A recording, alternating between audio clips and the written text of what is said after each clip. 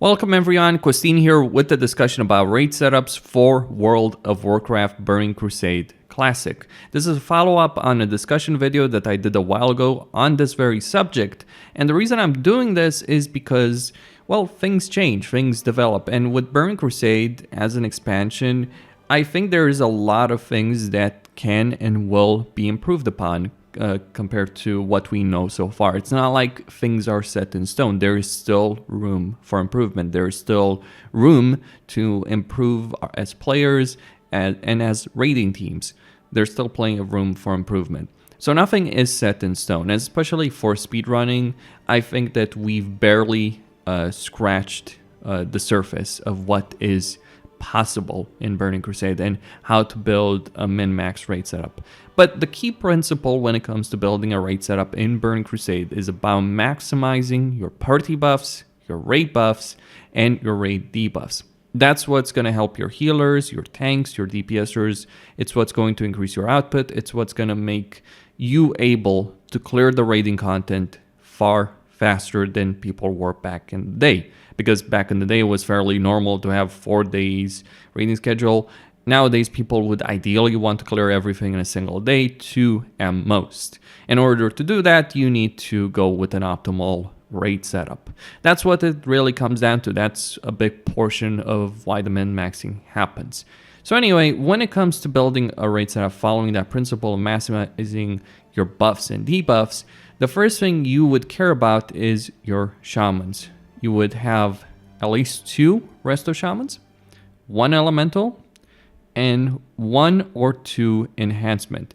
For many boss encounters, going with 2 enhancement shamans is going to be perfectly fine, but be aware that there's many boss encounters, especially in tier 4 and tier 5, that are not friendly towards melee. So there might be some situations where you would go with 1 less enhancement.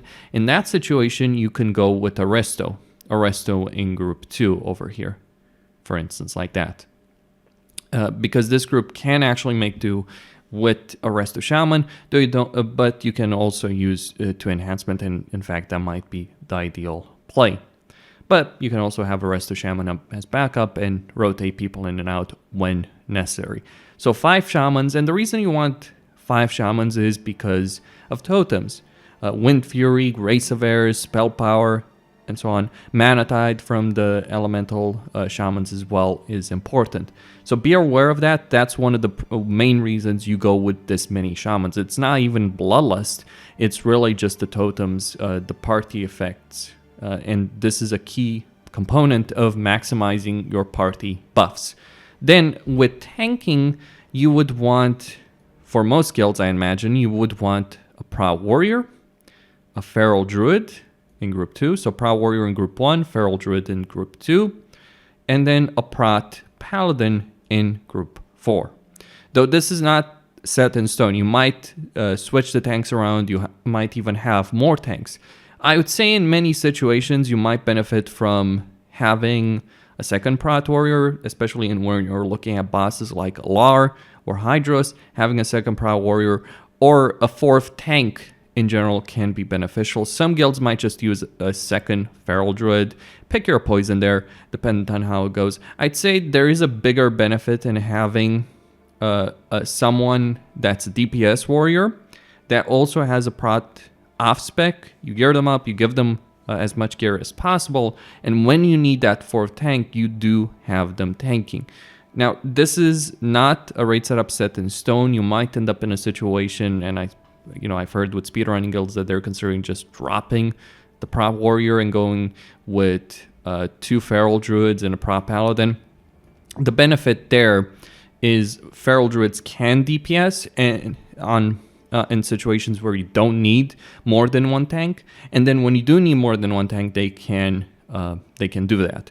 And that's one of the benefits of Feral Druids as opposed to Proud Warriors. But I'd say for the most part, especially early on in tier 4 and for much of tier 5 even, Proud Warriors are quite likely going to be the very best tanks in terms of both survivability and even potentially threat, because Feral Druids and Protection Paladins do need gear to be as strong. Once they do get it, that's a different discussion. Anyway, when it comes to healing, you already have 2 healers, potentially 3 healers here.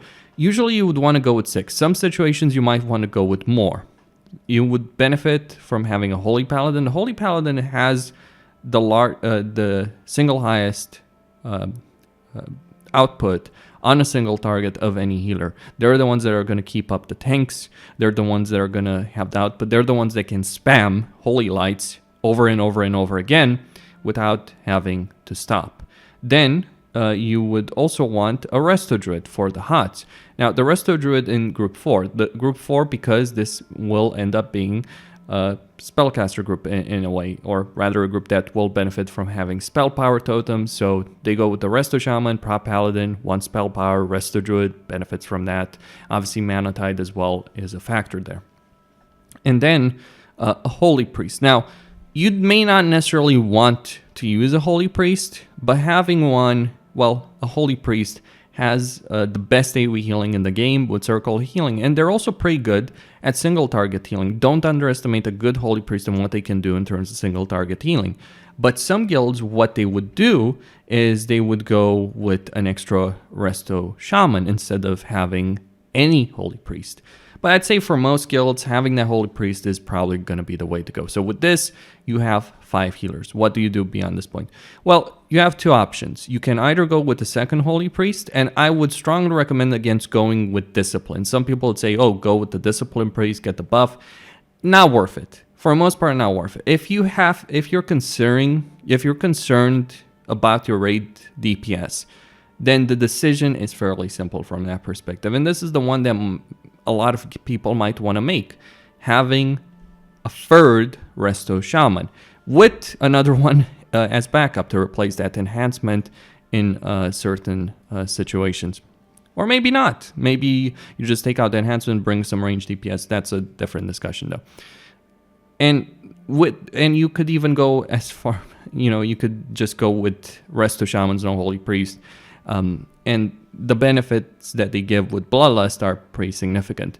Now, the reason you would want to go with the Resto Shaman, just purely Bloodlust, you put them in Group 4. And the reason with Group 4 there is the Prop Paladin will also benefit from having Grace of Air. So one of them can do Grace of Air, the other one can do Spell Power. You have 2 Mana Tides that helps with the Prop Paladin's mana, which is actually significant when you're trying to clear trash very quickly. And overall, this would be how your healing setup will look like in many situations. This is a 6 healer raid setup, but crucially, there are situations where you might want to go with more healers. There are few situations like Archimand or Caligos where you might want a second Resto Druid just for the sake of decursing, nothing else. Then maybe you would also want to have a Holy Priest as backup. These are just options, just ideas. For the most part, I'd say having a second Holy Priest and just that as a backup can be beneficial along with an extra Resto Shaman. But that depends on how your guild is going to be. I'd say having 7 or 8 healers in total in your raid roster is going to be important because there are certain boss fights where you may want certain healers, especially dependent on the tuning. But then there are boss fights, especially in Sunwell Plateau, where you might drop to 5. This is the thing about Burning Crusade.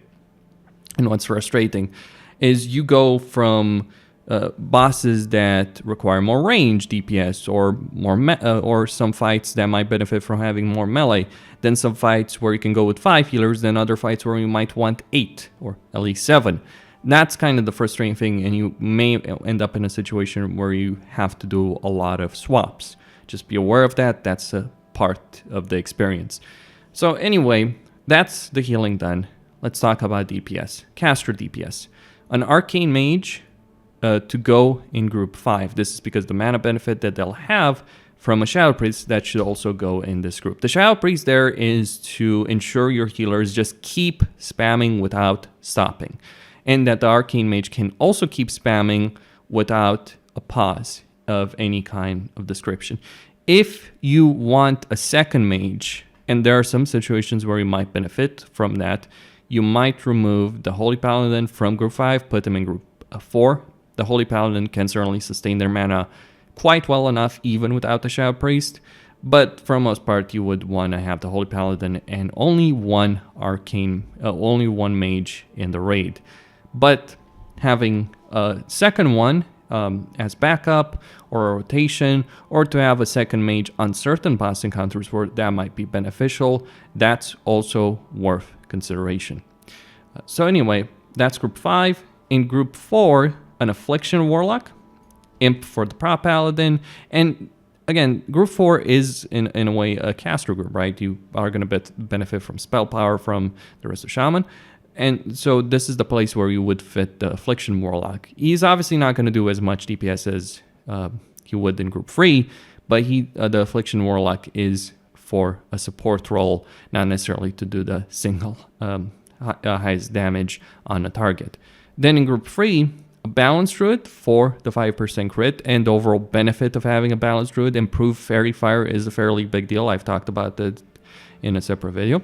And then free Destruction Warlocks as well. This is the highest DPS you can get from a caster group. Free Destro Warlocks, a Balanced Druid, and an Elemental Shaman for the totem. Then in group 2, 2 or even free Beast Mastery Hunters, but this depends on what else you're doing with your raid. And in group 1, this you can put more hunters here if you want. Like if you want a survival hunter, you can throw that in there. Or if you want to have some melee, you take a Beast Mastery Hunter and put the Survival Hunter in group 2. Those are some choices. Overall, I'd say having 4 hunters is beneficial, more MDs. You do usually want to go with the Survival Hunter, if only for the Bloody Owl. That's going to be a pretty significant benefit in its own right. And then you take an Arms Warrior and a Retribution Paladin. The Arms Warrior for the 4% physical debuff. They need to be sword specialization to do the damage required to justify their raid roll. And that Arms Warrior should have a protection off spec. And then the Ret Paladin for the third blessing, Judgment of Wisdom, very important that. Now, if you want to fit a rogue as part of this, what you do is you take the Survival Hunter out, put him in group 2, put a rogue in group 1. Group 1 is your melee group, group 2 is your hunter group, group 3 is your warlock group, group 4 is, well, your Resto Shaman, Prop Pala, Affliction Warlock group, a hybrid group, and group 5 is really mainly your healer group. Now, you might be able to raid with fewer healers. I'd say overall having 6 is important, though some situations where you might go with fewer. And that's the thing about Burning Crusade again, that it really does depend on the boss encounter. Now, for my part, I'd say early on, you don't want to raid with a rogue. You can have one as a backup. Maybe you bring him on Gruul or some other bosses where you can gain gear, but as part of your actual main raid roster, you don't care about the rogue. And what you should really do is go with 3 Beast Mastery Hunters in group 2, Feral Druid and Hand Shaman, and then Survival Hunter in group 1. If you want to fit a Fury Warrior, it's the same thing as with a rogue. You put the Fury Warrior in group 1, you take the Survival, put them in group 2. Or you might be able to take out the healer, or you might even raid without the Affliction Warlock. Like just take the Affliction Warlock out of here completely, put the Beast Mastery back in, Survival there. He's obviously going to suffer from that particular group, but it is a way to have more hunters in the raid to have the benefit of survival. Because this group is still going to have Grace of Air, be aware of that. This group is still going to have, due to those 2 Shamans, it's still going to have Grace of Air. And yes, you do lose the Affliction Warlock. And that's the thing about BC. It's all about this balancing act. This balancing act is it generally affects melee worse than anyone else. That's the problem. And this is how your raid setup might look like. Group 1, melee. Group 2, hunter. Group 3, warlock. Group 4, hybrid. Group 5, healers with a mage. And that it might end up being the ideal raid setup in Burning Crusade. Or at the very least, a balanced one. There are many other possibilities. One with fewer tanks or different tank setup. Fewer healers or more healers. Maybe more casters. maybe the play in terms of raid setup for speedrunning guilds ends up being 6 or even 9 warlocks with a balanced druid and elemental shaman in each of their groups, because that does actually matter for their own personal DPS. We don't know how that's going to play out. Just be aware, we aren't quite certain about how the speedrunning setup is going to be, or even the very best raid setup. There's still a ton of possibilities. But I'd say a balanced raid setup, as the one I've shown here, is probably the best starting point for most guilds, at the very least, even if things change later down the line.